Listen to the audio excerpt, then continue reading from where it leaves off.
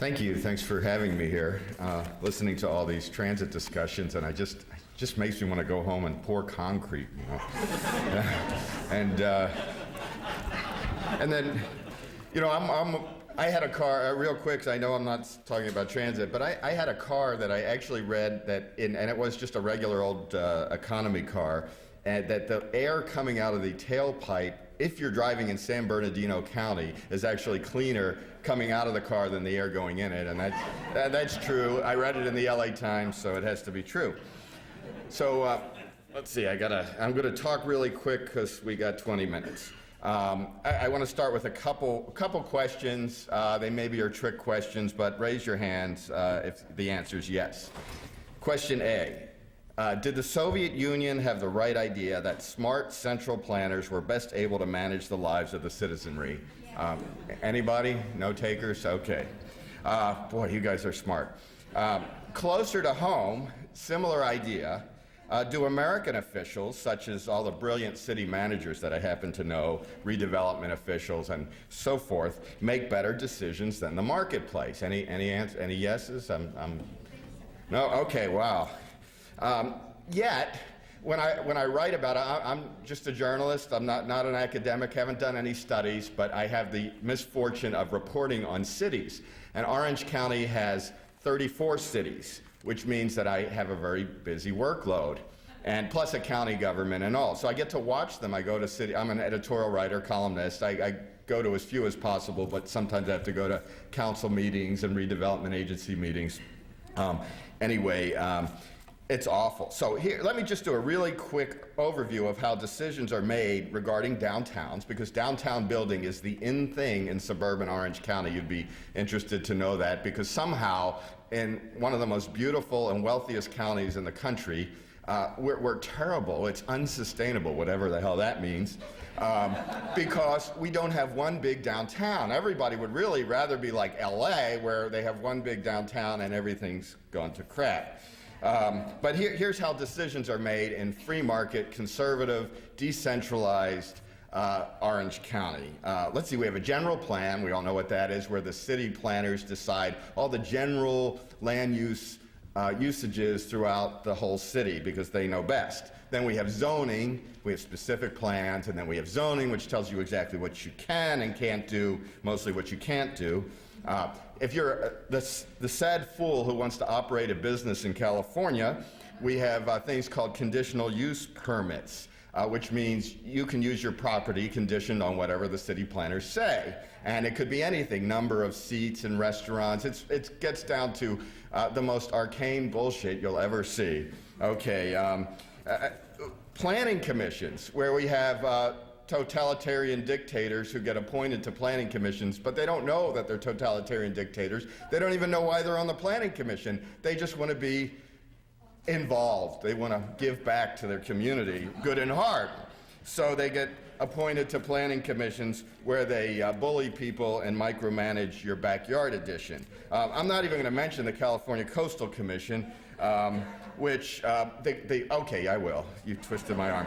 The guy who runs the thing once said that we need to have a constitution more like India's, which gives constitutional rights to plants and things like that. He really said that. I wrote about it, and he thought it was cool. Okay.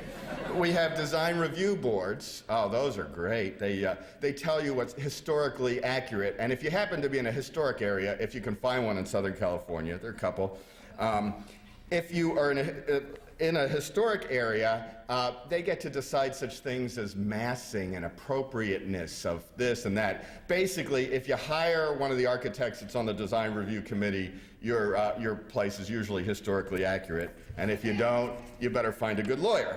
Okay, we have homeowners associations, and if you think they're a free market alternative to big government, wow, that's not true. Code enforcement, so if your grass gets 2 inches taller than it's supposed to, I once freaked out. I had a brown spot on my crummy tract house on the yard, and you better get that fixed. Okay, we have redevelopment agencies. You could read about them in this must-read book. Thanks for using that term. But basically, they decide areas that need to redevelop using all the tools. That's the use. It's like a gun is a tool to a mugger, eminent domain as a tool to a redevelopment official. It's really, really banal.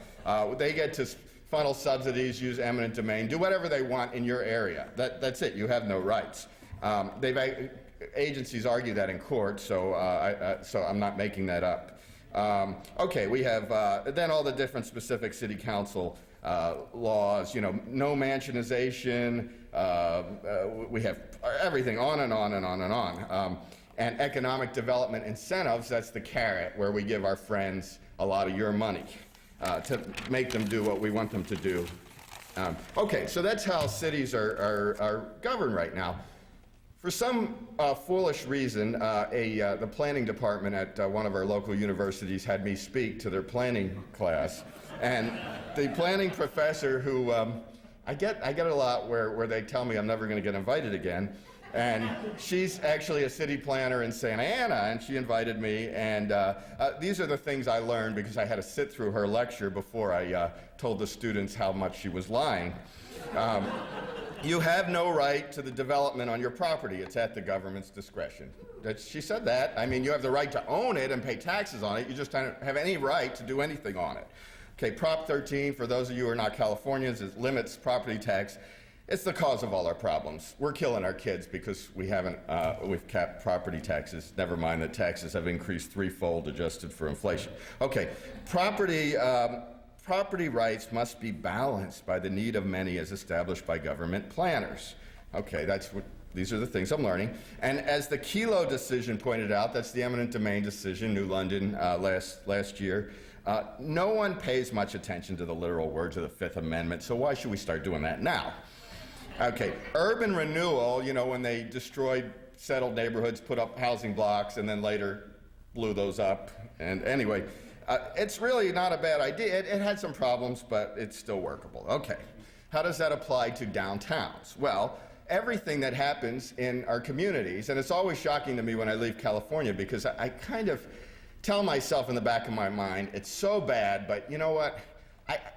At least I could go somewhere else if things get bad. And then I come out and I find out someone is talking to that they're doing the same idiotic stuff in Athens, Georgia, and every little town anywhere has the same people who came out of the same planning classes doing the same idiotic things. So in Orange County, when anyone wants to build anything, we have to have new downtowns, we have to have new urbanism. They're using all the above policies. Okay, there are two basic ideas right now, new urbanism and smart growth. Cram everybody like ants on an anthill, save all the land around them. Usually, rule of thumb, everyone in favor of that already has their land in the area that they want to save. Okay, the second one, which I deal with in my book, is cities are mainly profit centers for government, not for us as individuals. And that's the redevelopment model. The main purpose of land use planning, development, downtown development is to maximize the revenue that goes to city governments, which is very important because then you have to squander money on 100% pensions to cops and firefighters. So you got to find a way to pay for that. And this figure is no lie. In Orange County, the median price for median pay and benefits for a firefighter is $175,000 a year. Okay, and I was corrected. I said they're paid for sleeping, and the union chief pounded the table. We're paid while sleeping, not for sleeping. So just remember that. So we have all sorts of examples of this downtown development mentality. You know, the old ideas have consequences thing. Garden Grove, city of Garden Grove, I won't bore you with it, but it's next to Anaheim. It's an old working class area of typical tract houses. They're using eminent domain and subsidies to create a bunch of hotels. Those hotels are now empty because, go figure, when people go to Disneyland, they still like to stay in Anaheim. So now they need their own attraction. So they picked a neighborhood of like 400 or 500 homes, nice, perfectly nice homes that would sell for $600,000 or $700,000, although that doesn't mean very much by Orange County standards. And they're going to put a theme park, use eminent domain, clear it away, and put a theme park, build a river walk in a downtown. Well, all those projects keep failing, but that's the Eastern European model, the typical model that's going on in Garden Grove. In Brea, the planners there have been a little more successful. They actually did bulldoze their downtown using eminent domain and put up subsidized movie theaters. It's basically an outdoor strip mall with lots of neon lights. And they just say, hey, it's downtown. Well, no, it's not really. It's subsidized. It has $600 million in indebtedness in a city of 32,000 people. Really good public policy. A comedy club gets $500,000 in subsidies. That's the new urbanism. So the Garden Grove is cities as fiscal units. Brea is cities as the new urbanism. Meanwhile, they're doing regulatory takings on the hillsides to steal people's properties, to set it aside as open space, because in the city's plan they say, we can't afford to buy this, so let's be creative. Well, creative is stealing. Okay, we'll go to just a couple more cities that you don't know, but I cover. You know, old Anaheim, I say, when I'm in Orange County, I say, who's been to downtown Anaheim? People look around me like I'm crazy. Well, it's a trick question. There is no downtown Anaheim. It was bulldozed by eminent domain. It's a bunch of parking lots and a couple government buildings. Okay, city of Cypress tried stealing a church property in its downtown because churches don't pay taxes. The city council actually admitted as much. And in Yorba Linda, they tried building a downtown like Brea's. The people got so mad that they passed a Greenlight initiative. That means that if you want to do an addition to your house, you've got to subject it to a citywide vote. So that's how one bad policy leads to an equal reaction that's equally bad. Okay, so the choice, according to city officials, is this process that I described of creating new downtowns and neighborhoods, or endless sea of blight and decimation. I debated this city council member from the city of Brea, and he knew nothing and didn't even know the finances of his own city. He finally, in his frustration, pulled out a picture of a Brazilian slum with crap floating down the street, you know, this horrible shanty town, and that's what Brea is going to look like. Median income of one of the highest in the country, highest home values in the country. That's what it's going to look like without their central planning. Okay, redevelopment officials always say, look, Steve, we see your point. You know, not all of these projects work out the way we wanted them to, yeah. But really, you offer no alternative. We're going to have blighted areas, and unless we do something, your city is going to degenerate. So we have to do something. Give us a better solution. Well, thankfully, I do have a solution. Go figure. We're better in newspapers at pointing out problems, so solutions I start getting a little weird about, and it's always harder to talk about. But there actually is something pretty good going on in Orange County. It's not perfect, but it's good. I call it Anaheim's New Deal. That's what I called it, and our headline writer called it, so we'll stick with it. It's a broad deregulatory model for city growth. Now, Anaheim is probably, it's got about 330,000 people. It's rather urbanized place, and it has a lot of older areas that are you know, nothing's terribly decrepit around us, but you know, a lot of 40s and 50s tract areas. You get a lot of old strip malls and crappy motels and things, and it's not unreasonable to want some of that to revive. Now, the market does a pretty good job reviving if you leave people alone. But so that's actually what Anaheim's doing. Now, Anaheim and Garden Grove are almost identical demographically. They're right next to each other. They have a lot of the same issues and types of neighborhoods. So what have they done? Well, they'll start the easy stuff. The officials said no eminent domain for anything that's non-infrastructure related, and they do mean it. They even put an amendment on the city charter to that effect. Okay, that means you have some consistency. You can invest in your property knowing that it's not going to be taken as soon as the growth. Eminent domain's about growth capture, by the way. You know, an area starts going up, that's when the cities take it. They don't take it when it's down here and going down. They take it when it's going up. They say, great, here's a developer who wants it. So now we could invest in our Anaheim shopping center, and maybe we could actually benefit when the property values go up. I know that's radical in this country. Okay, they've tried to change attitudes among the staff. That's not an easy job, but it actually is working when a council majority tells the staff that you're actually going to help people start businesses and not punish them. Wow. You know, I did some reporting in Vietnam just a few years ago, and I interviewed a lot of the communist officials, and the only difference between their officials and ours is their officials like to talk about free markets. Okay. Now, they eliminated the home business license. They reduced business fees and eliminated them in many cases. Code violations were actually crimes, and they are in most cities. They took them from misdemeanors to infractions. So unless you're incorrigible, we're not going to throw you in jail for letting the paint chip. Okay, cable deregulation. They've actually permitted housing. Governments in California don't want to permit housing. They want big box stores because housing is viewed as a net loss. It's not. That's a lie. But it's not as much of a gain as big boxes. So they want big boxes. So no, but they're doing this housing without inclusionary zoning, without telling developers you have to build this number of units for subsidized housing. Okay, they stopped harassing the residents of these older motels who the former administration was harassing. Okay, and they're upzoning areas, allowing old shopping centers. Gosh, you want to develop more than old shopping centers. Okay, and that's causing revival in a lot of the neighborhoods, overturning planning commission decisions that go against property owners, and basically creating an environment that says you're free to do what you want. Now we get to the big thing, the Platinum Triangle. This is an area that city officials in Anaheim want to be a downtown, not just for the city, but for the whole county. Now, you know, I don't care whether we have a downtown or not, but that's what their vision is to have a downtown.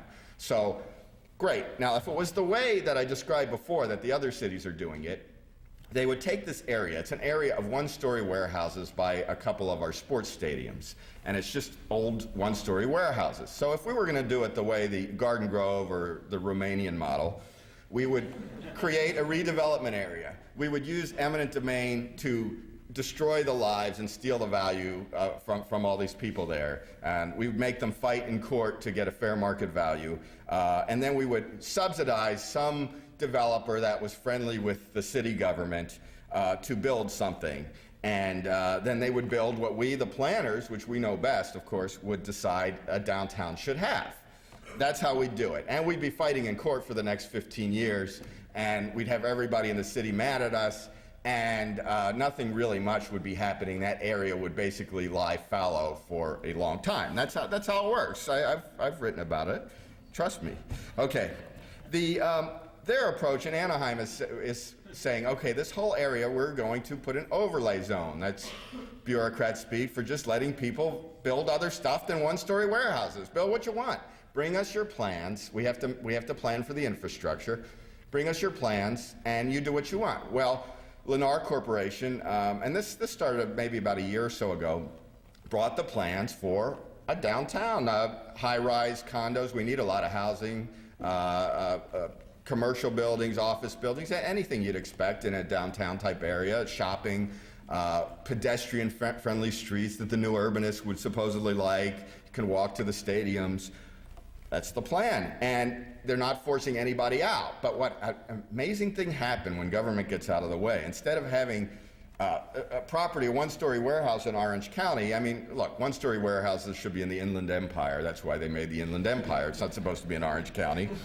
So you have one-story warehouses, and that's the inland areas that are more industrial. That's what it's planned for. So you have these one-story warehouses. Well, they said, build anything you want. Well, what happens? The value in Orange County is like $3 to $5 million an acre for residential housing. That's a pretty good increase in value. So everybody sold. Why wouldn't you? All of a sudden it's worth a lot, and you move to cheaper areas. You move out to the desert, or you move out of state or whatever. So that's what's happened. So now in a period of 6 months, we have 14 high-rises going up, and they're going up. Some are finished. It's just a boom of all kind. And so we have a new downtown being built, and it's being built mostly. It's not perfect. I've picked on them for a couple things because nobody gets a free ride unless I agree 100%. That's the. So that's what we get, and it's actually improving. It's wonderful. I mean, it's I can't believe it. Frankly, it's one of those things where, shoot, I was right. Yeah. Okay. So I wrote in a Wall Street Journal article that it's billions in private investment, and that number's true. It's always good to check your facts. Millions of square feet of office, restaurant, and retail. More than a dozen new high rises in the works. The Register, which is also a good source of information, talks about waiting lists of 4,000 people for the new condominium projects. That's a sign that something might be working in the market. And here they do a story on one of the companies that left. Happy story. They got 10 times what the property was worth. So what they thought it would have been worth before the change in zoning. Okay, so this is good news. Okay, so this is the way to do things. I'll be wrapping up. Let me see. I do have a couple other points. Oh, there are a couple other things that they have focused on infrastructure. There's nothing wrong with that. That's a good thing for cities to do. They fixed infrastructure. If the city owns it, I might argue as a libertarian that cities own more stuff than they should, but the stuff that they own, they ought to take care of. Okay. A couple other points. It doesn't work. This redevelopment way, this old way doesn't work. The free market way works. The LA Times did a great story on the North Hollywood section of Los Angeles, which is one of the biggest redevelopment agencies, one of the most aggressive ones around. And they compared it to a demographically identical area. And they looked at the redevelopment, the actual redevelopment as opposed to the government redevelopment. And it turned out the area that had very little government involvement did much better economically than the area. And it's not hard to figure out why. I was the parish council chairman at our church for a long year, and we own a medical building in a bad neighborhood of Linwood. It's near South Central Los Angeles, and it's in a redevelopment zone. And as the chairman, I wanted to do something with this falling apart building. I wanted to knock it down and build a nice building, or put in $1 million and renovate it. I couldn't, well, first off, 2 of the redevelopment agency officials went to jail over that period, so you could never get a straight talk on what you can do with it. We didn't know what we could do with it because the government ultimately had control. So still that building sits there underutilized. We put on a new roof, but we didn't do what we might have done because people in a free market do things to their property knowing that they'll benefit in the long run. When the government can control it, you don't want to put money into it. So that LA Times story is exactly right. And then, so that's basically what I wanted to say. I wanted to end with Jane Jacobs. She was talking about a housing development in New York and how the people living in the housing projects hated it, even though the planners said it was the greatest thing in the world. It had a big lawn and big towers. At the time that this was written in the 60s, that was viewed as the most important thing. But the people hated it because they knocked down their old neighborhood and they shut down their businesses and they pushed them around and they had no input. And Jane Jacobs talks to this woman who suffered through this. And Jane Jacobs says, there's a quality even meaner than outright ugliness or disorder, and this meaner quality is the dishonest mask of pretended order, achieved by ignoring or suppressing the real order that is struggling to exist and to be served. Well, markets work because there are no central planners. Order comes from the bottom. As Jane Jacobs also said, as in all utopias, the right to have any plans of any significance belongs only to the planners in charge. Well, it's not a question, like I said to the planning class, it's not a question of planning, it's a question of who's planning. Are we planning or the government planning? And the goal to create successful downtowns is to let us, individuals, plan our lives, not let them, the government officials, do it. Thank you.